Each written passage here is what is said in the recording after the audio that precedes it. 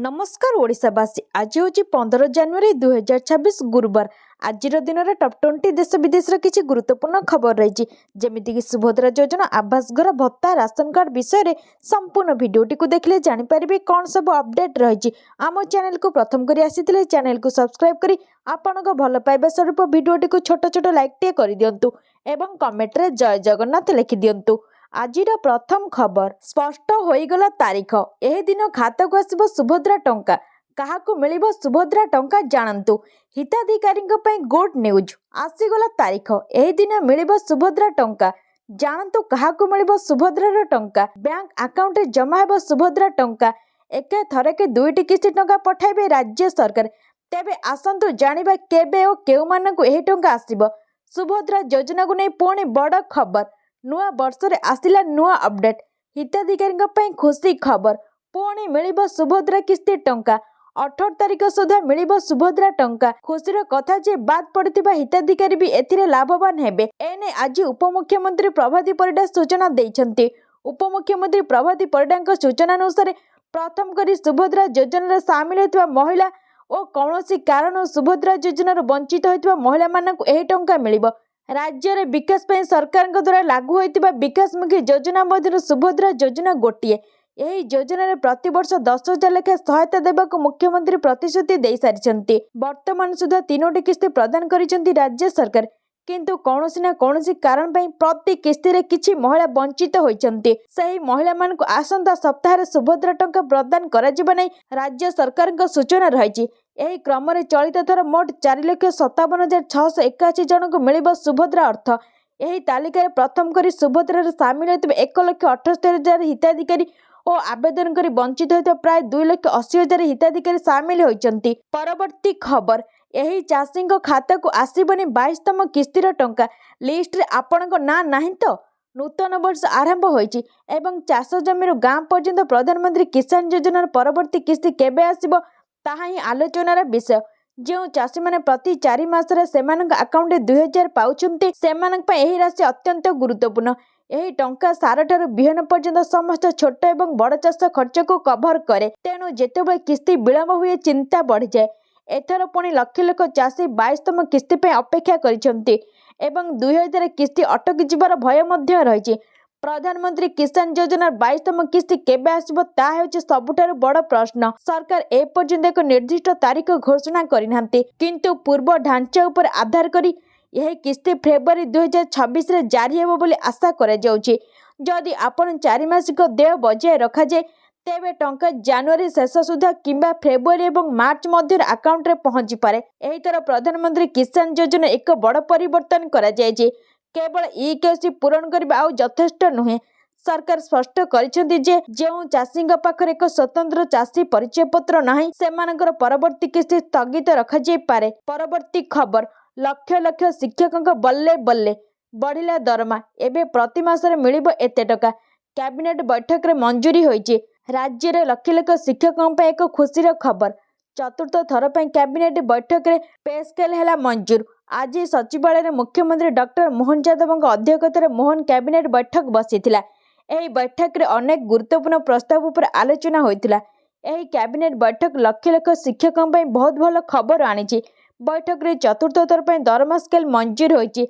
एही निष्पत्ति द्वारा राज्य रे प्राय 1.25 लाख शिक्षक उपकृत हेबे एवं सेमानक दरमा प्रति मासरे 4 रु 5,000 टंका वृद्धि पाइब। या सहित कैबिनेट बैठक शांतिपाणी विद्यालय योजनार द्वितीय पर्यायर 200टी नूतन विद्यालय प्रतिष्ठा प्रस्ताव को मध्य अनुमोदन करिछि।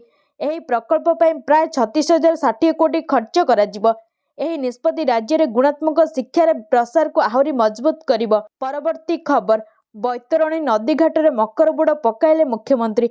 केन्दुझर जिला पाटना ब्लॉक राजनगर रघुनाथजीउ मठ संलग्न पवित्र बैतरणी नदी शैवा कावेरी घाटरे बुधवार मुख्यमंत्री मोहन चरण माझी एवं तांको स्त्री कड़ा सुरक्षा व्यवस्था मध्य मकर संक्रांति अवसर में बुड़ पकाइछन्ते।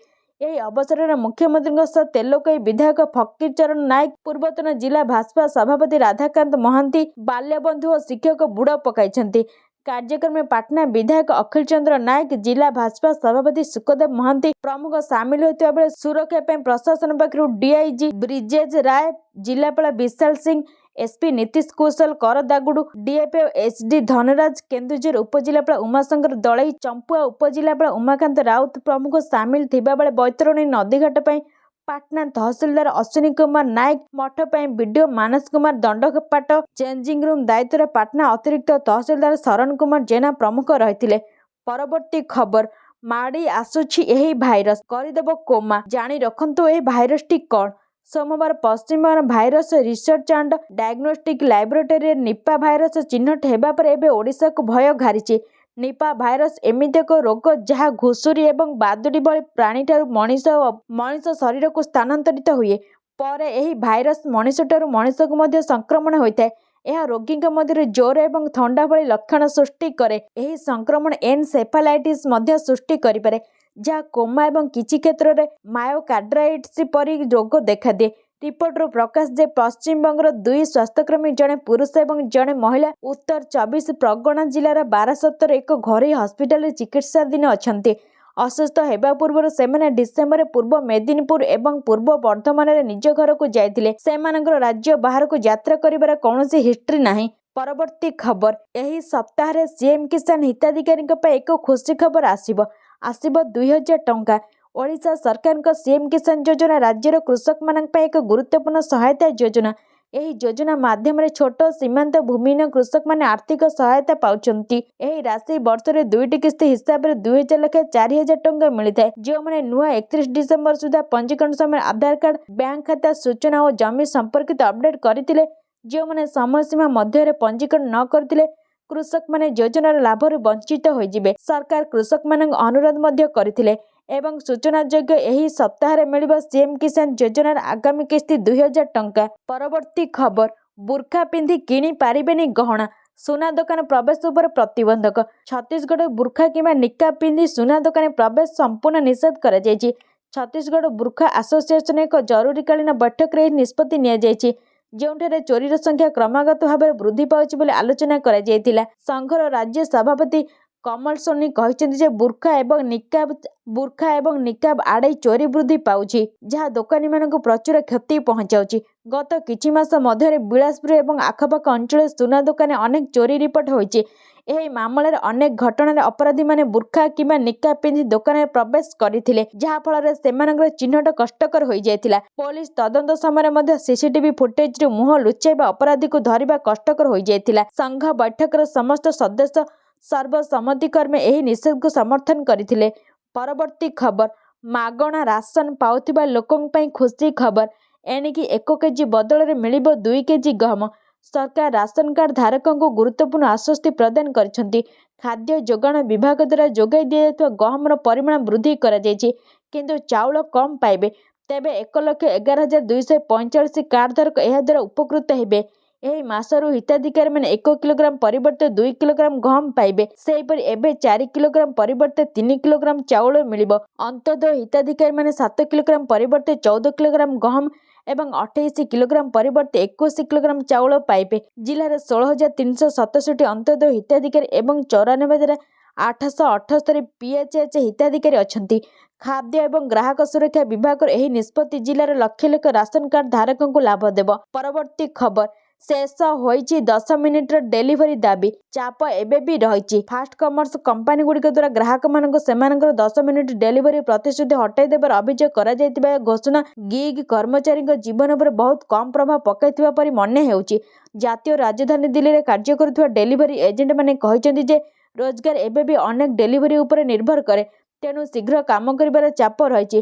ଗତ ବର୍ଷ ଖ୍ରୀଷ୍ଟମାସ ଏବଂ ନବବର୍ଷ ପୂର୍ବ ସାରେ ଗିଗ୍ କର୍ମଚାରୀମାନେ ଧର୍ମଘଟ କରିଥିଲେ। ଦୁର୍ଘଟଣା ପାଇଁ ପର୍ଯ୍ୟାପ୍ତ ସୁରକ୍ଷା କିମ୍ବା ସ୍ଥିର ଆୟର ଗ୍ୟାରେଣ୍ଟି ନଥାଇ ଅସୁରକ୍ଷିତ ଅବସ୍ଥାରେ କାମ କରିବାକୁ ବାଧ୍ୟ ହେବା ବିଷୟରେ ଚିନ୍ତା ପ୍ରକାଶ କରିଥିଲେ। ଡେଲିଭରି ଏଜେଣ୍ଟମାନେ କହିଛନ୍ତି ଯେ କୌଣସି ସ୍ଥିର ସର୍ବନିମ୍ନ ମଜୁରୀ ନାହିଁ ଏବଂ ପ୍ରତି ଡେଲିଭରି ପାଇଁ ଦେୟ ଅତ୍ୟନ୍ତ କମ୍। ଫଳସ୍ୱରୂପ ସେମାନଙ୍କୁ ପ୍ଲାଟଫର୍ମ ଦ୍ୱାରା ପ୍ରଦାନ କରାଯାଇଥିବା ପ୍ରୋତ୍ସାହନ ଉପରେ ନିର୍ଭର କରିବାକୁ ପଡ଼ିବ, ଯାହା ସ୍ଥିର କିମ୍ବା ସ୍ୱଚ୍ଛ ନୁହେଁ। ଅନେକ ଏଜେଣ୍ଟ ନାମ ଗୋପନ ରଖିବା ସର୍ତ୍ତରେ କହିଥିଲେ। ପରବର୍ତ୍ତୀ ଖବର ସରକାରଙ୍କ ନୂଆ ଯୋଜନା, ମହିଳାଙ୍କୁ ମିଳିବ 10,000 ଲେଖା ଟଙ୍କା। ଜାଣନ୍ତୁ କେମିତି କରିବେ ଆବେଦନ। ଦେଶରେ ମହିଳା ସଶକ୍ତିକରଣକୁ ସୁଦୃଢ଼ କରିବା ପାଇଁ କେନ୍ଦ୍ର ଏବଂ ରାଜ୍ୟ ସରକାର ନିରନ୍ତର ନୂତନ ଯୋଜନା ପ୍ରଣୟନ କରୁଛନ୍ତି। ବିହାର ବିଧାନସଭା ନିର୍ବାଚନ ପୂର୍ବରୁ ନୀତିଶ କୁମାର ସରକାର ମହିଳାମାନଙ୍କ ପାଇଁ 10,000 ଟଙ୍କା ଯୋଜନା ଆରମ୍ଭ କରିଥିଲେ। ଯାହା ଲକ୍ଷ ଲକ୍ଷ ମହିଳାଙ୍କୁ ସିଧାସଳଖ ଲାଭ ଦେଇଥିଲା। ସମାନ ପଦକ୍ଷେପ ପରେ ଆସାମ ବିଧାନସଭା ନିର୍ବାଚନ ପୂର୍ବରୁ ମହିଳାମାନଙ୍କ ପାଇଁ ଏକ ପ୍ରମୁଖ ପଦକ୍ଷେପ ଆରମ୍ଭ କରିଛି।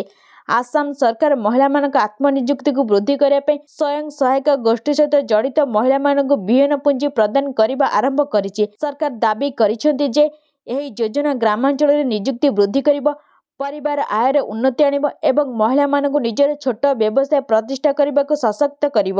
ପରବର୍ତ୍ତୀ ଖବର, 2 ମାସ ହେଲା ଅନ୍ଧାରରେ ଗ୍ରାମବାସୀ। ନୂଆପଡ଼ା ଜିଲ୍ଲା ଖଡ଼ିଆଳ ବ୍ଲକ ଦାବ୍ରି ଗ୍ରାମ ପଞ୍ଚାୟତର ଭାଲୁଡୁଙ୍ଗୁରି ଗ୍ରାମବାସୀ 2 ମାସ ହେଲା ଅନ୍ଧାରରେ ରହିଛନ୍ତି। ଏଠାରେ ବସିଥିବା ଟ୍ରାନ୍ସଫର୍ମର ପୋଡ଼ିଯିବା ପରେ ଏହି ସମସ୍ୟା ସୃଷ୍ଟି ହୋଇଛି। ବିଦ୍ୟୁତ ସଂଯୋଗ ନଥିବାରୁ ଗ୍ରାମବାସୀ ନାହିଁ ନଥିବା ଅସୁବିଧାର ସମ୍ମୁଖୀନ ହେଉଛନ୍ତି। ଆଗକୁ ମାଟ୍ରିକ ଓ ଯୁକ୍ତ 2 ପରୀକ୍ଷା ଥିବାବେଳେ ଛାତ୍ରଛାତ୍ରୀ ଠିକ୍ ଭାବରେ ପଢ଼ି ପାରୁନାହାନ୍ତି। ଲୋକେ ମୋବାଇଲ ଚାର୍ଜ ପାଇଁ ଅନ୍ୟ ଗ୍ରାମକୁ ଯିବା ପାଇଁ ପଡ଼ୁଛି। ଏପରିକି ଗାଁକୁ ପାନୀୟ ଜଳ ଯୋଗାଣ ହୋଇପାରୁନାହିଁ ବୋଲି ଲୋକେ ଅଭିଯୋଗ କରୁଛନ୍ତି। ଏନେଇ ଗ୍ରାମବାସୀ ବାରମ୍ବାର ବିଦ୍ୟୁତ ବିଭାଗ ଅଫିସ ଖଡ଼ିଆଳ ଆସୁଥିଲେ ବି ବିଭାଗୀୟ ଅଧିକାରୀଙ୍କୁ ଭେଟି ପାରୁନାହାନ୍ତି। ଲୋକଙ୍କ କହିବା ଅନୁଯାୟୀ ସେମାନେ ଠିକ୍ ସମୟରେ ବିଦ୍ୟୁତ ବିଲ୍ ପୈଠ କରିଥିଲେ ମଧ୍ୟ ଅନ୍ୟ କେତେଜଣ ଉପଭୋକ୍ତା ବିଲ୍ ଦେଇନାହାନ୍ତି। ପରବର୍ତ୍ତୀ ଖବର, ନୂଆ ରେକର୍ଡ ସୃଷ୍ଟି କଲା ଭୁବନେଶ୍ୱର ବିମାନ ବନ୍ଦର। 2025ରେ ଏତିକି ସଂଖ୍ୟକ ଯାତ୍ରୀ କରିଛନ୍ତି ଯାତ୍ରା। ନୂଆ ରେକର୍ଡ ସୃଷ୍ଟି କରିଛି ବିଜୁ ପଟ୍ଟନାୟକ ଅନ୍ତର୍ଜାତୀୟ ବିମାନ ବନ୍ଦର। 2025ରେ ସର୍ବକାଳୀନ ରେକର୍ଡ କରିଛି। ଏହି ବିମାନ ବନ୍ଦରରୁ 5.15 ମିଲିୟନ ଯାତ୍ରୀ ଯାତାୟାତ କରିଛନ୍ତି। କୌଣସି ବର୍ଷ ଏତେ ଯାତ୍ରୀ ଯାତ୍ରା କରିନଥିବା ବିମାନ ବନ୍ଦର ନିର୍ଦ୍ଦେଶକ ସୂଚନା ଦେଇଛନ୍ତି। ତେବେ ଯାତ୍ରୀଙ୍କ ଏହି ଯାତାୟାତରେ ଦେଶରେ 13 ନମ୍ବର ସ୍ଥାନକୁ ଉନ୍ନୀତ ହୋଇଛି। 7 କୋଟି ଯାତ୍ରୀଙ୍କ ଯାତାୟାତ ସହ ଶୀର୍ଷରେ ଦିଲ୍ଲୀ ବିମାନ ବନ୍ଦର ରହିଛି। ଏବେ ଭୁବନେଶ୍ୱର ବିମାନ ବନ୍ଦରରୁ ମୋଟ 28ଟି ସ୍ଥାନକୁ ବିମାନ ଉଡ଼ାଣ କରିଛି। ବିଜୁ ପଟ୍ଟନାୟକ ଅନ୍ତର୍ଜାତୀୟ ବିମାନ ବନ୍ଦର ହେଉଛି ଓଡ଼ିଶାର ରାଜଧାନୀ ଭୁବନେଶ୍ୱର ସେବା ଯୋଗାଇ ଦେଉଥିବା ଏକ ବିମାନ ବନ୍ଦର। ଏହା ଓଡ଼ିଶାର ପୂର୍ବତନ ମୁଖ୍ୟମନ୍ତ୍ରୀ ବିଜୁ ପଟ୍ଟନାୟକ ନାମରେ ନାମିତ। ଭାରତର ପ୍ରମୁଖ ବିମାନ ବନ୍ଦର ମଧ୍ୟରେ ଗଣନା କରାଯାଉଥିବା ବିଜୁ ପଟ୍ଟନାୟକ ଅନ୍ତର୍ଜାତୀୟ ବିମାନ ବନ୍ଦର ହେଉଛି ଭାରତର 13ତମ ବ୍ୟସ୍ତବହୁଳ ବିମାନ ବନ୍ଦର। ପରବର୍ତ୍ତୀ ଖବର, 2500ରୁ ଅଧିକ ମୃତ୍ୟୁ, 18,000 ଗିରଫ। ଆମେରିକାର ଆକ୍ରମଣ ପ୍ରତିହତ କରିବାକୁ ଇରାନ ପ୍ରସ୍ତୁତ। ଇରାନରେ ଚାଲିଥିବା ବିକ୍ଷୋଭ ଏବେ ଏକ ଭୀଷଣ ରକ୍ତପାତର ରୂପ ନେଇଛି। ଆଜି ହିଂସାଜନିତ ମୃତ୍ୟୁ ସଂଖ୍ୟା 2500ରୁ ଅଧିକ ହୋଇଯାଇଛି ଏବଂ ଆମେରିକାର ରାଷ୍ଟ୍ରପତି ଡୋନାଲ୍ଡ ଟ୍ରମ୍ପଙ୍କ କଡ଼ା ଚେତାବନୀ ପରେ ଆମେରିକା ଯେକୌଣସି ମୁହୂର୍ତ୍ତରେ ଆକ୍ରମଣ କରିବା ଆଶଙ୍କା ବଢ଼ିଛି। ଇରାନର ସୁପ୍ରିମ୍ ଲିଡର ଆୟତୋଲା ଅଲି ଖେମିନିଙ୍କ ଆଦେଶରେ ସରକାରୀ ବାହିନୀ ବିକ୍ଷୋଭକାରୀଙ୍କ ଉପରେ ସିଧାସଳଖ ଗୁଳିମାଡ଼ କରିବା ଯୋଗୁଁ ମୃତ୍ୟୁ ସଂଖ୍ୟା ଉଦ୍ବେଗଜନକ ଭାବେ ବଢ଼ିବାରେ ଲାଗିଛି। CNN ଓ ଇରାନ ଇଣ୍ଟରନ୍ୟାସନାଲ ରିପୋର୍ଟ ଅନୁଯାୟୀ ଜାନୁଆରୀ 8 ଓ 9ରେ କେବଳ 2 ରାତିରେ ପ୍ରାୟ 12,000 ଲୋକଙ୍କ ମୃତ୍ୟୁ ହୋଇଥିବା ଅନୁମାନ କରାଯାଉଛି। ତେବେ ସରକାରୀ ସୂତ୍ର ଏହାକୁ ଖଣ୍ଡନ କରିଛି। ମାନବାଧିକାର ସଂଗଠନ human rights activists in Iran HRANN ଅନୁଯାୟୀ ଅତିକମରେ 18,000 ଲୋକଙ୍କୁ ଗିରଫ କରାଯାଇଛି। ପରବର୍ତ୍ତୀ ଖବର, ରାଜ୍ୟର 20 ଲକ୍ଷ ଲୋକଙ୍କୁ ମିଳିବନି ପେନ୍ସନ, ସରକାର ଲଗାଇଲେ ରୋକ। ଜାଣନ୍ତୁ କାହିଁକି ନେଲେ ଏ ନିଷ୍ପତ୍ତି। ଯଦି ଆପଣ ଜଣେ ପେନ୍ସନଭୋଗୀ ଏବଂ ମାସିକ ପେନ୍ସନ ପାଉଛନ୍ତି ତେବେ ଏହି ଖବର ଆପଣଙ୍କ ପାଇଁ। 20 ଲକ୍ଷରୁ ଅଧିକ ପେନ୍ସନ ହିତାଧିକାରୀଙ୍କୁ ଏକ ବଡ଼ ଝଟକା ଲାଗିଛି। ସରକାର ପେନ୍ସନ ଉପରେ ସ୍ଥଗିତତା ପେନ୍ସନ ବନ୍ଦ ରାଜସ୍ଥାନ ଲାଗୁ କରିଛନ୍ତି, ଯାହା ସମସ୍ତଙ୍କୁ ଚିନ୍ତାରେ ପକାଇ ଦେଇଛି। ପ୍ରକୃତରେ ରାଜସ୍ଥାନରେ 71 ଲକ୍ଷରୁ ଅଧିକ ପେନ୍ସନ ହିତାଧିକାରୀ ଅଛନ୍ତି। ଏମାନଙ୍କ ମଧ୍ୟରୁ 20 ଲକ୍ଷରୁ ଅଧିକ ଏବେ ପର୍ଯ୍ୟନ୍ତ ସେମାନଙ୍କର ଭେରିଫିକେସନ କରାଇ ନାହାନ୍ତି। ବିଭାଗ ଏହି ବ୍ୟକ୍ତିମାନଙ୍କ ବିରୋଧରେ କାର୍ଯ୍ୟାନୁଷ୍ଠାନ ଗ୍ରହଣ କରିଛି। ଯେତେବେଳେ ଭେରିଫିକେସନ ଶେଷ ହୋଇନି ତ ସରକାର ସେମାନଙ୍କର ପେନ୍ସନ ବନ୍ଦ କରିଦେଇଛନ୍ତି। ସାମାଜିକ ନ୍ୟାୟ ଏବଂ ସଶକ୍ତିକରଣ ବିଭାଗ ସ୍ପଷ୍ଟ ଭାବରେ କହିଛି ଯେ ଯାଞ୍ଚର ଶେଷ ତାରିଖ ଡିସେମ୍ବର 31, 2025 ଥିଲା, କିନ୍ତୁ ଅନେକ ଲୋକ ବାୟୋମେଟ୍ରିକ କିମ୍ବା ଫେସ୍ ରିକଗ୍ନିସନ ମାଧ୍ୟମରେ ଯାଞ୍ଚ ପ୍ରକ୍ରିୟା ସମୟସୀମା ମଧ୍ୟରେ ସମାପ୍ତ କରିବାରେ ବିଫଳ ହୋଇଥିଲେ। ତେଣୁ ଜାନୁଆରୀ 2026ରୁ ସେମାନଙ୍କ ପେନ୍ସନକୁ ଅସ୍ଥାୟୀ ଭାବରେ ସ୍ଥଗିତ ରଖାଯାଇଛି। ପରବର୍ତ୍ତୀ ଖବର, ମକର ସଂକ୍ରାନ୍ତିରେ ଫ୍ୟାନ୍ସଙ୍କୁ ଭେଟି। ଶିବାନୀ ସଙ୍ଗୀତାଙ୍କ ନୂଆ ଫିଲ୍ମ ବରବଧୂ ଘୋଷଣା ଏହି ଦିନ ହେବ ରିଲିଜ। ଓଲିଉଡ ଅଭିନେତ୍ରୀ ଶିବାନୀ ସଙ୍ଗୀତା ପରଦାରେ ଧମାକା କରିବାକୁ ପ୍ରସ୍ତୁତ। ବରବଧୂ ସହ ଚଳିତ ବର୍ଷ ଫେରୁଛନ୍ତି। ପବିତ୍ର ମକର ସଂକ୍ରାନ୍ତିରେ ସେ ଏହି ନୂଆ ଫିଲ୍ମର ଘୋଷଣା କରି ରିଲିଜ ଡେଟ୍ ପ୍ରକାଶ କରିଛନ୍ତି। ସୋସିଆଲ ମିଡିଆରେ ଫିଲ୍ମର ପୋଷ୍ଟ ସହ ଏହି ସୂଚନା ଦେଇଛନ୍ତି ଅଭିନେତ୍ରୀ। ଶିବାନୀ ସଙ୍ଗୀତା ନିଜ ଇନଷ୍ଟାଗ୍ରାମରେ ଫିଲ୍ମର ପୋଷ୍ଟର ସେୟାର କରି ଲେଖିଛନ୍ତି, ମକର ସଂକ୍ରାନ୍ତିରେ ଏହି ପବିତ୍ର ଅବସରରେ ଆମର ନୂତନ ଯାତ୍ରା ଆରମ୍ଭ ହୁଏ। ବରବଧୂ ପ୍ରେମ, ପରମ୍ପରା ଏବଂ ଭାବନା 13 ଫେବୃଆରୀରେ ପ୍ରକାଶିତ ହୁଏ। ଏହି ଫିଲ୍ମର ପୋଷ୍ଟରରେ ଏକ ଗାଁର ଦୃଶ୍ୟ ଦେଖିବାକୁ ମିଳୁଛି। ପରବର୍ତ୍ତୀ ଖବର, ଉପାସରେ ପ୍ରଭୁ ଲିଙ୍ଗରାଜ, ଶ୍ରଦ୍ଧାଳୁଙ୍କ ଭାବାବେଗ ସହ ଖେଳ, ସେବାୟତଙ୍କ ଉପରେ କ୍ଷୋଭ ପ୍ରକାଶ କଲେ ଏକ୍ରାମ ବିଧାୟକ। ମଙ୍ଗଳବାର ସନ୍ଧ୍ୟା ଧୂପଠାରୁ ଉପବାସରେ ମହାପ୍ରଭୁ ଶ୍ରୀଲିଙ୍ଗରାଜ ମନ୍ଦିରର ନୀତିକାନ୍ତି ସବୁ ବନ୍ଦ। ବୁଧବାର ସକାଳ ମଧ୍ୟ କୌଣସି ନୀତି ଅନୁଷ୍ଠିତ ହୋଇପାରିବ ନାହିଁ। ଏଭଳି ସ୍ଥିତି ପାଇଁ ମକର ପୂର୍ବ ସନ୍ଧ୍ୟାରେ ନବାଙ୍କ ବେଢ଼ାରେ କ୍ଷୀର ଆଉଟା ସେବା ଅଧିକାର ବିବାଦ ହିଁ ମୁଖ୍ୟ କାରଣ। ସେପଟେ ସେବାୟତମାନେ ମନ୍ଦିର ଟ୍ରଷ୍ଟ ବୋର୍ଡ ଓ ପ୍ରଶାସକଙ୍କୁ ଦାୟୀ କରିଛନ୍ତି। ତେବେ ମହାପ୍ରଭୁ ଲିଙ୍ଗରାଜ ନୀତି ବିଭ୍ରାଟ ଓ ଉପବାସକୁ ନେଇ ସେବାୟତଙ୍କ ଉପରେ କ୍ଷୋଭ ପ୍ରକାଶ କରିଛନ୍ତି ଏକାର୍ମ ବିଧାୟକ ବାବୁ ସିଂ। ନୀତିକାନ୍ତି ବନ୍ଦ କରିଥିବା ସେବାୟତଙ୍କ ଉପରେ ହେବ କାର୍ଯ୍ୟାନୁଷ୍ଠାନ। କଡ଼ା ଚେତାବନୀ ଦେଲେ ଏକାର୍ମ ବିଧାୟକ। ଆପଣ ଠାକୁରଙ୍କ ଠାରୁ ବଡ଼ ନୁହେଁ। ଆମ ପରିଚୟ ଶ୍ରୀ ଲିଙ୍ଗରାଜ।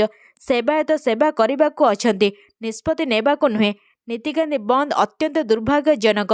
ସେବାୟତ ଭାଇମାନଙ୍କ ଅନୁରୋଧ ଶ୍ରଦ୍ଧାଳୁଙ୍କ ଭାବାବେଗକୁ ଆଘାତ ଦିଅନ୍ତୁ ନାହିଁ। ପରବର୍ତ୍ତୀ ଖବର। ଟ୍ୱିନ୍ ସିଟି ଆକାଶରେ ମାଞ୍ଜାସୂତ ଆତଙ୍କ। ନିଷିଦ୍ଧ ସତ୍ତ୍ୱେ ଖୋଲାଖୋଲି ହେଉଛି ବିକ୍ରି। ପ୍ରହସନ ପାଲଟିଲା କଟକଣା। ପୋଲିସର ତାଗିଦକୁ ଫୁ କରି ଉଡ଼ାଇଦେଲେ। କଟକରେ ଖୁଲମଖୁଲା ଉଡ଼ିଲା ଚାଇନିଜ ମଞ୍ଜା ଏବଂ ପ୍ଲାଷ୍ଟିକ ସୂତା ଗୁଡ଼ି। ଏଥିସହ ବଜାରରେ ବିକ୍ରି ହେଉଛି ମାଳ ମାଳ ନିଷିଦ୍ଧ ମଞ୍ଜାସୂତା। ପୋଲିସ ଚଢ଼ଉ କରୁଛି ତଥାପି ରୋକ ଲାଗୁନି। ଜଣେ ଯୁବକ ବାଇକ୍ରେ ଯାଉଥିବାବେଳେ ମାଞ୍ଜାସୂତା ଲାଗିଯାଇଥିଲା। ମାତ୍ର ସେ ବଡ଼ ଧରଣ ଅଘଟଣ ବର୍ତ୍ତି ଯାଇଛନ୍ତି। ସେହିପରି ଏକ ଦମ୍ପତି ଏହି ଅଘଟଣରୁ ରକ୍ଷା ପାଇଯାଇଛନ୍ତି। ମାଞ୍ଜା ସୂତାକୁ ନେଇ କଠୋର ହୋଇଛି ଭୁବନେଶ୍ୱର ପୋଲିସ। ଗତକାଲି ପୋଖରୀପୁଟ ଅଞ୍ଚଳରେ ଜଣେ ଯୁବକ ମାଞ୍ଜା ସୂତାରେ ଗୁରୁତର ଆହତ ହୋଇଥିଲେ। କ୍ୟାପିଟାଲ ଥାନା ପକ୍ଷରୁ ୟୁନିଟ୍ 1 ହାଟରେ ରେଡ୍ କରାଯାଇଛି। ମାଞ୍ଜା ସୂତାରେ ଗୁଡ଼ି ଉଡ଼ାଇବାକୁ ବାରଣ କରାଯାଇଥିବା ବେଳେ ଚେତୁନାହାନ୍ତି ଅମାନିଆଙ୍କ ଉପରେ କଡ଼ା କାର୍ଯ୍ୟାନୁଷ୍ଠାନ ପାଇଁ ଡିସିପିଙ୍କ ନିର୍ଦ୍ଦେଶ ପରେ କ୍ୟାପିଟାଲ ଥାନା ପକ୍ଷରୁ ରେଡ୍ କରାଯାଇଛି। ପରବର୍ତ୍ତୀ ଖବର। ଆଇପ୍ୟାକ୍ ଚଢ଼ାଉ ମାମଲା। ମମତାଙ୍କୁ ନ୍ୟାୟାଳୟରୁ ଝଟକା। ଆବେଦ ଖାରଜ କରାଯାଇଛି। ରାଜନୈତିକ କନସଲଟାନ୍ସି ଫାର୍ମ ଆଇପ୍ୟାକ୍ ନିର୍ଦ୍ଦେଶକ ପ୍ରତୀକ ଜୈନଙ୍କ ଅଫିସରେ ଗତ ସପ୍ତାହରେ ହୋଇଥିବା ଇଡି ପ୍ରବର୍ତ୍ତନ ନିର୍ଦ୍ଦେଶାଳୟ ଚଢ଼ାଉ ସଂକ୍ରାନ୍ତରେ ଆଜି କୋଲକାତା ହାଇକୋର୍ଟ ଇଡି ଏବଂ ଟିଏମସି ଆବେଦନ ଶୁଣାଣି କରିଛନ୍ତି। ଶୁଣାଣି ସମୟରେ ଇଡି ଏହି ଆବେଦନ ଉପରେ ଶୁଣାଣି ସ୍ଥଗିତ ରଖିବା ପାଇଁ ଅନୁରୋଧ କରିଥିଲା। ମାମଲାରେ ଇଡିର ଅନ୍ୟ ଏକ ଆବେଦନ ସୁପ୍ରିମକୋର୍ଟରେ ପଡ଼ି ରହିଥିବାରୁ ହାଇକୋର୍ଟରେ ମାମଲାର ଶୁଣାଣି ସ୍ଥଗିତ ରଖିବା ପାଇଁ ଇଡି ପକ୍ଷରୁ ଅନୁରୋଧ କରାଯାଇଥିଲା। ଅନ୍ୟପକ୍ଷରେ ଆଇପ୍ୟାକ୍ରେ ଇଡି ଚଢ଼ାଉ ସମୟରେ ଜବତ ହୋଇଥିବା ନିର୍ବାଚନ ସଂକ୍ରାନ୍ତ ତଥ୍ୟ ସୁରକ୍ଷିତ ରଖିବା ପାଇଁ ଟିଏମସି କରିଥିବା ଆବେଦନକୁ କୋର୍ଟ ଖାରଜ କରିଦେଇଛନ୍ତି। ତେବେ ଟିଏମସି ଆବେଦନକୁ ବିରୋଧ କରି ଇଡି କୋର୍ଟକୁ ଜଣାଇଥିଲା ଯେ ଏକ ପୃଥକ ସ୍ଥାନରେ ଚଢ଼ାଉ କରାଯାଇଥିଲା। ଅନ୍ୟ ଏକ ଦଳ କିଭଳି ଏହାର ତଥ୍ୟ ଚୋରି ହୋଇଥିବା ଦାବି କରିପାରିବ ବୋଲି ଇଡି ପ୍ରଶ୍ନ କରିଛି। ପରବର୍ତ୍ତୀ ଖବର। ଏମାନଙ୍କୁ ମିଳିବ ପକ୍କା ଘର।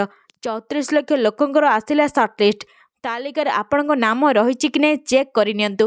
ଗରିବ ଲୋକଙ୍କୁ ପଞ୍ଚାୟତିରାଜ ବିଭାଗର ନୂଆବର୍ଷ ଉପହାର ଦେଇଛନ୍ତି। ଜାନୁଆରୀ ମାସରେ 10 ଲକ୍ଷ ହିତାଧିକାରୀଙ୍କୁ ପକ୍କା ଘର ମିଳିବ। ପ୍ରଧାନମନ୍ତ୍ରୀ ଆବାସ ଯୋଜନା ପାଇଁ 37 ଲକ୍ଷ ଆବେଦନ ହୋଇଛି। 34 ଲକ୍ଷଙ୍କୁ ସର୍ଟଲିଷ୍ଟ କରାଯାଇ କେନ୍ଦ୍ର ସରକାରଙ୍କୁ ତାଲିକା ଦିଆଯାଇଛି। ପୂର୍ବରୁ ପଞ୍ଚାୟତିରାଜ ମନ୍ତ୍ରୀ ଘୋଷଣା କରି କହିଥିଲେ ଯେ ଆଉ ରହିବନି ବିଜୁ ପକ୍କା ଘର ସ୍କିମ୍। ସମସ୍ତଙ୍କୁ ମିଳିବ ଘର। କୌଣସି ଯୋଗ୍ୟ ହିତାଧିକାରୀ ସରକାରୀ ଆବାସରୁ ବଞ୍ଚିତ ହେବେ ନାହିଁ। ଅନ୍ୟପଟେ ପ୍ରଧାନମନ୍ତ୍ରୀ ଆବାସ ଯୋଜନାର ଯୋଗ୍ୟତା ମାପଦଣ୍ଡକୁ କୋହଳ ସରକାର କରିଛନ୍ତି। ସର୍ବାଧିକ ମାସିକ ଆୟ 10,000ରୁ 15,000କୁ ବଢ଼ାଇଛନ୍ତି। ସେହିପରି ପୂର୍ବ ମାପଦଣ୍ଡରେ ଅନେକ ପରିବର୍ତ୍ତନ କରିଛନ୍ତି। ପରବର୍ତ୍ତୀ ଖବର। ଭୋଟ ପାଇଁ କୁକୁର କିଲିଂ। ନିର୍ବାଚନ ପ୍ରତିଶ୍ରୁତି ପାଳନ କରିବାକୁ 500 କୁକୁରଙ୍କୁ ହତ୍ୟା। ଅମାନବୀୟ ହୃଦୟ ବିଦାର ଏକ ଅବିଶ୍ୱସନୀୟ ଘଟଣା ଘଟିଛି। ବୁଲା କୁକୁରଙ୍କୁ ଭୁଲ ଇଞ୍ଜେକ୍ସନ ଦେଇ ମାରିଦେଲେ। ପ୍ରାଣଘାତୀ ଇଞ୍ଜେକ୍ସନରେ 500 କୁକୁରଙ୍କ ମୃତ୍ୟୁ ହୋଇଛି। ବୁଲା କୁକୁରଙ୍କଠାରୁ ରକ୍ଷା ପାଇବା ପାଇଁ ଏଭଳି ନୃଶଂସ ପଦକ୍ଷେପକୁ ନେଇ ଆଲୋଡ଼ନ ସୃଷ୍ଟି ହୋଇଛି। କୁକୁରଙ୍କୁ ମାରିବାକୁ ପୂର୍ବରୁ କରାଯାଇଥିଲା ଯୋଜନା। ନିର୍ବାଚନ ପ୍ରତିଶ୍ରୁତି ପାଳନ କରିବାକୁ ଯାଇ 500 କୁକୁରଙ୍କ ଜୀବନ ନେଇଗଲେ। ଘଟଣା ଘଟିଛି ତେଲେଙ୍ଗାନାରେ। ପୋଲିସ ଏ ଘଟଣାରେ ତଦନ୍ତ ଆରମ୍ଭ କରିଛି। 15 ଜଣ ବ୍ୟକ୍ତିଙ୍କ ବିରୋଧରେ ମାମଲା ରୁଜୁ କରିଛି ପୋଲିସ। ଅଭିଯୋଗ ହୋଇଛି ଯେ ଏହି କାର୍ଯ୍ୟ ଗ୍ରାମର ସରପଞ୍ଚ, ସଚିବ ଏବଂ କିଛି ସ୍ଥାନୀୟ ବ୍ୟକ୍ତି ପ୍ରାଣୀ ସୁରକ୍ଷା ଆଇନର ଖୋଲା ଉଲ୍ଲଂଘନ କରିଥିଲେ। ଘଟଣା ବିଷୟରେ ଜାଣିବା ପରେ ପ୍ରାଣୀ କଲ୍ୟାଣକର୍ମୀ ଏବଂ ଷ୍ଟେ ଆନିମଲ ଫାଉଣ୍ଡେସନ ଅଫ୍ ଇଣ୍ଡିଆର ନିଷ୍ଠୁରତା ନିବାରଣ ପରିଚାଳକ ଅଦୁଲପୁରମ ଗୌତମ ତୁରନ୍ତ ପୋଲିସକୁ ସୂଚନା ଦେଇଥିଲେ। ପରବର୍ତ୍ତୀ ଖବର। ରୋହିତ ଶର୍ମାଙ୍କୁ ପଛରେ ପକାଇ ନମ୍ବର 1 ହେଲେ Kohli. King is back. Virat Kohli ପୁଣି 1 ନମ୍ବର। ଓଡିଆଇ କ୍ରିକେଟରେ ନିଜର ଶ୍ରେଷ୍ଠତା ହାସଲ କରିଛନ୍ତି। ଆଇସିସି ଓଡିଆଇ ବ୍ୟାଟିଂ ରାଙ୍କିଙ୍ଗରେ ବିରାଟ କୋହଲି ନମ୍ବର 1 ବ୍ୟାଟ୍ସମ୍ୟାନ୍ ହୋଇଛନ୍ତି। 1403 ଦିନ ପରେ କିଙ୍ଗ କୋହଲି ପୁଣି ଥରେ ଓଡିଆଇରେ ବିଶ୍ୱର ନମ୍ବର 1 ବ୍ୟାଟ୍ସମ୍ୟାନ୍ ହୋଇଛନ୍ତି। ନ୍ୟୁଜିଲାଣ୍ଡ ବିପକ୍ଷ ପ୍ରଥମ ଓଡିଆଇରେ କୋହଲିଙ୍କ 91 ବଲ୍ରେ 93 ରନ୍ର ଇନିଂସ ଭାରତୀୟ ଦଳକୁ ରନ୍ ଚେଞ୍ଜ କରିବାରେ ସାହାଯ୍ୟ କରିଥିଲା। ତାଙ୍କୁ player of the match title ମିଳିଥିଲା। ଆପଣଙ୍କୁ କହି ରଖୁଛୁ ଯେ ଓଡିଆଇରେ ନମ୍ବର 1 ବ୍ୟାଟ୍ସମ୍ୟାନ୍ ହୋଇ କୋହଲି ପୁଣି ଥରେ ନିଜର ଶ୍ରେଷ୍ଠତା ହାସଲ କରିଛନ୍ତି। ପରବର୍ତ୍ତୀ ଖବର। ଥାଇଲାଣ୍ଡରେ ଟ୍ରେନ୍ ଲାଇନଚ୍ୟୁତ। 22 ମୃତ, 30ରୁ ଅଧିକ ଗୁରୁତର। ଅଶୁଭ ବୁଧବାର ନେଲା 22 ଜୀବନ। ଭୟଙ୍କର ଟ୍ରେନ୍ ଦୁର୍ଘଟଣା 22 ଜଣଙ୍କ ମୃତ୍ୟୁ ହୋଇଛି।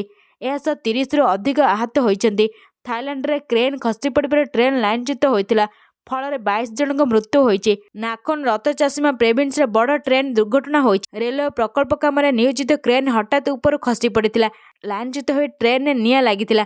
ଉଦ୍ଧାର କାମ ଜାରି କରାଯାଇଛି। ଏହା ନେଇ ସୂଚନା ରହିଛି। ପରବର୍ତ୍ତୀ ଖବର, ପଞ୍ଚାୟତ ନିର୍ବାଚନରେ ଭୁଲ ତଥ୍ୟ ଦେବା ପଡ଼ିଲା ମହଙ୍ଗା। ସରପଞ୍ଚଙ୍କୁ ଅଯୋଗ୍ୟ ଘୋଷିତ କଲେ ହାଇକୋର୍ଟ। ଗତ ପଞ୍ଚାୟତ ନିର୍ବାଚନରେ ଭୁଲ ତଥ୍ୟ ଦେଇ ସରପଞ୍ଚ ରୂପେ ନିର୍ବାଚିତ ହୋଇଥିବାରୁ ଏହାର ପ୍ରତିବାଦରେ ପ୍ରତିଦ୍ୱନ୍ଦ୍ୱୀ କୈଳାସ ମାଝୀ 2022 ମସିହାରେ ମୋହନା ସିଭିଲ ଜଜ୍ ଜୁନିୟର ଡିଭିଜନ ଆଶ୍ରୟ ନେଇଥିଲେ। ବିଚାରପତି 6/9/2024ରେ ଏହାର ଶୁଣାଣି କରି ସରପଞ୍ଚ ସରସ୍ୱତୀ ମଲ୍ଲିକଙ୍କୁ ସମସ୍ତ ଦାୟିତ୍ୱ ନାୟବ ସରପଞ୍ଚଙ୍କୁ ହସ୍ତାନ୍ତର କରିବାକୁ ନିର୍ଦ୍ଦେଶ ଦେଇଥିଲେ। ମାତ୍ର ସରପଞ୍ଚ ସରସ୍ୱତୀ ଏହି ରାୟରେ ଅସନ୍ତୋଷ ପ୍ରକାଶ କରି ଜିଲ୍ଲା ସିଭିଲ ଜଜ୍ଙ୍କ କୋର୍ଟର ଦ୍ୱାରସ୍ଥ ହୋଇଥିଲେ। ଜିଲ୍ଲା ସିଭିଲ ଜଜ୍ ମାମଲାର ବିଚାର କରି ଦମାଦୁଆ ପଞ୍ଚାୟତର ସରପଞ୍ଚ ପଦବୀ ପାଇଁ ସାନି ନିର୍ବାଚନ କରାଯିବ ବୋଲି ରାୟ ଦେଇଥିଲେ। ଏଥିରେ ମଧ୍ୟ ସରସ୍ୱତୀ ଅସନ୍ତୋଷ ପ୍ରକାଶ କରି ହାଇକୋର୍ଟରେ ଅପିଲ କରିଥିଲେ। ପରବର୍ତ୍ତୀ ଖବର, ଯେତେ ଶୀଘ୍ର ସମ୍ଭବ ଇରାନ ଛାଡ଼ି ଚାଲିଯାଅ, ଭାରତୀୟଙ୍କ ପାଇଁ ଆଡଭାଇଜର ଜାରି କରାଯାଇଛି। ଇରାନର ଖରାପ ପରିସ୍ଥିତି ଭିତରେ ଭାରତୀୟ ଦୂତାବାସ ସେଠାରେ ରହୁଥିବା ଭାରତୀୟଙ୍କ ପାଇଁ ଏକ ଗୁରୁତ୍ୱପୂର୍ଣ୍ଣ ଆଡଭାଇଜରି ଜାରି କରିଛନ୍ତି। ଏଥିରେ ଇରାନରେ ଥିବା ସମସ୍ତ ଭାରତୀୟ ନାଗରିକଙ୍କୁ ଯଥାଶୀଘ୍ର ଦେଶ ଛାଡ଼ିବାକୁ ପରାମର୍ଶ ଦିଆଯାଇଛି। କୁହାଯାଇଛି ଯେ ସେମାନେ ଇରାନ ଛାଡ଼ିବା ପାଇଁ ଯେକୌଣସି ଉପାୟ ବ୍ୟବହାର କରିପାରିବେ। ପରିସ୍ଥିତିର ଗମ୍ଭୀରତାକୁ ଦୃଷ୍ଟିରେ ରଖି ତେହେରାନରେ ଥିବା ଭାରତୀୟ ଦୂତାବାସ ସ୍ପଷ୍ଟ କରିଛି ଯେ ଇରାନରେ ଉପସ୍ଥିତ ଭାରତୀୟ ଛାତ୍ର, ତୀର୍ଥଯାତ୍ରୀ, ବ୍ୟବସାୟୀ ଏବଂ ପର୍ଯ୍ୟଟକମାନେ ଯଥାଶୀଘ୍ର ବିମାନ କିମ୍ବା ଅନ୍ୟ ଉପାୟରେ ଚାଲିଯିବା ଉଚିତ। ଦୂତାବାସ ନାଗରିକମାନଙ୍କୁ ପ୍ରଦର୍ଶନ କିମ୍ବା ଭିଡ଼ ସ୍ଥାନରୁ ଦୂରେଇ ରହିବାକୁ ପରାମର୍ଶ ଦେଇଛନ୍ତି। ପରବର୍ତ୍ତୀ ଖବର, 2000 ଟଙ୍କିଆ ମାସିକ SIP କରି ହୁଅନ୍ତୁ ମାଲାମାଲ, ବର୍ଷକୁ 12 ଲକ୍ଷ ରୋଜଗାର। ଜାଣନ୍ତୁ କେମିତି କରିବେ। ଧନୀ ହେବା ପାଇଁ ବହୁତ ପୁଞ୍ଜି ନିବେଶ କରିବା ଆବଶ୍ୟକ ନୁହେଁ। ଆପଣ ଅଳ୍ପ ସଞ୍ଚୟରୁ ମଧ୍ୟ ବଡ଼ ପାଣ୍ଠି ତିଆରି କରିପାରିବେ। ଏହା ସହିତ ଏହି ସଞ୍ଚୟରୁ ଆପଣ ପ୍ରତି ମାସରେ 1 ଲକ୍ଷ ଏବଂ ବାର୍ଷିକ 12 ଲକ୍ଷ ଟଙ୍କାର ଆୟ ମଧ୍ୟ କରିପାରିବେ। ଆସନ୍ତୁ ଜାଣିବା କେମିତି। SIP କ'ଣ ଓ ଏହା କିପରି କାମ କରେ।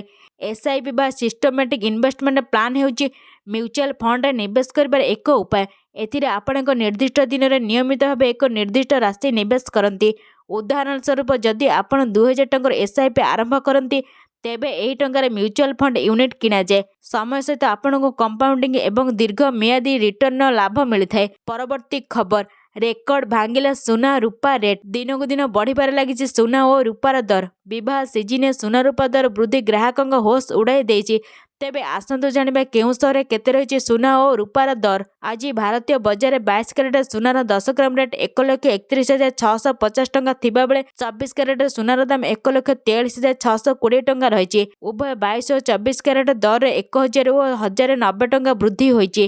ଦେଶର ରାଜଧାନୀ ନୂଆଦିଲ୍ଲୀରେ 22 କ୍ୟାରେଟ ସୁନାର 10 ଗ୍ରାମ ପ୍ରତି 1,31,800 ଟଙ୍କା ଥିବାବେଳେ 24 କ୍ୟାରେଟ ସୁନାର ମୂଲ୍ୟ 1,43,770 ଟଙ୍କା ରହିଛି। ସମ୍ପୂର୍ଣ୍ଣ ଭିଡ଼ିଓଟିକୁ ଦେଖୁଥିବାରୁ ଧନ୍ୟବାଦ।